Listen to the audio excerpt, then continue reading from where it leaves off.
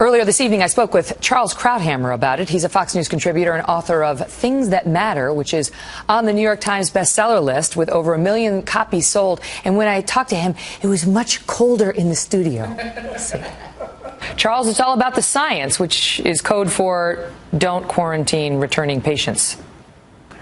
You know, I love the way Democrats, they have this long history of claiming to be the party of science, while Republicans or anybody who opposes them are the party of obscurantist superstition. They did that with, for example, climate change. This is now settled science. They did that with embryonic stem cell research. If we only had that, we'd already have a cure for Alzheimer's and paralysis. It's all nonsense. This is the same kind of theme. So explain to me, Mr. President, how is it that it is science to not have a quarantine for a civilian nurse, but to have the Department of Defense, which the last I heard is a part of the U.S. government, declare a 21-day quarantine for any soldier who serves in these hot zone countries? Does the virus actually decide whether it's going to multiply and kill the patient on the basis of whether it's a nurse who's a civilian or a soldier who's a member of the military? This is not science. This is policy, and I think the administration is advocating the wrong policy. In the meantime, we have this nurse who basically says, you know, just go ahead and try to quarantine me because I know better than you do, and I think you're being arbitrary, and I'm telling you I'm not a danger to the public. Your thoughts on her? Look, there is something, of course, arbitrary whenever you have a protocol. A protocol simply means if you meet criteria A, B, and C, you're going to be in quarantine. And yes, there will be exceptions, and there might be a case in which the risk is extremely low, but you have to have a policy like that, or you don't have any public health system. You want to protect the public. We know that if you have a fever, you might have the infection, and that it incubates for 3 weeks. She says, I know I don't have it. She doesn't know she doesn't have it. You won't know till the 3 weeks are up. And if there's even a chance, a very low chance of you having it, you shouldn't be out in the public. You shouldn't be risking the public health. And you cannot have individuals deciding, well, I'm an exception. I'm not one who's got the virus, and thus I will exempt myself.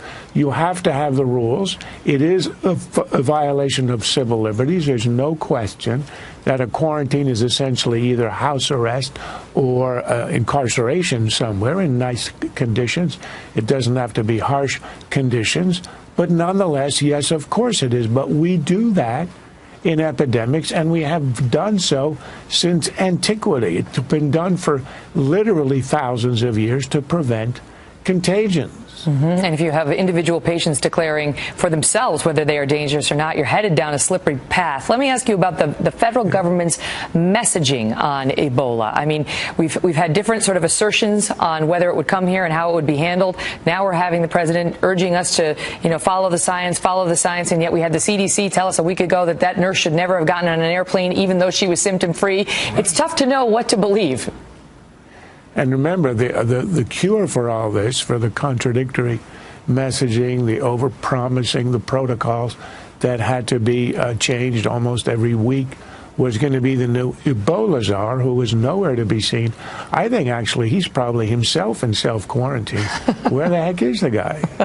He wants nothing to do with this. Meantime, I thought it was interesting yesterday how President Obama used the Ebola press conference to make a point on which he's been hit in the past when he has refused to say that he believes in American exceptionalism, or he qualified it by saying, well, I believe in it the same way the Germans believe in, German exceptionalism. And here was his message on why we should get behind the science yesterday on Ebola. I'm a firm believer in American exceptionalism. You know why I am? It's because of folks like this. It's because we don't run and hide when there's a problem. Your thoughts on that, Charles?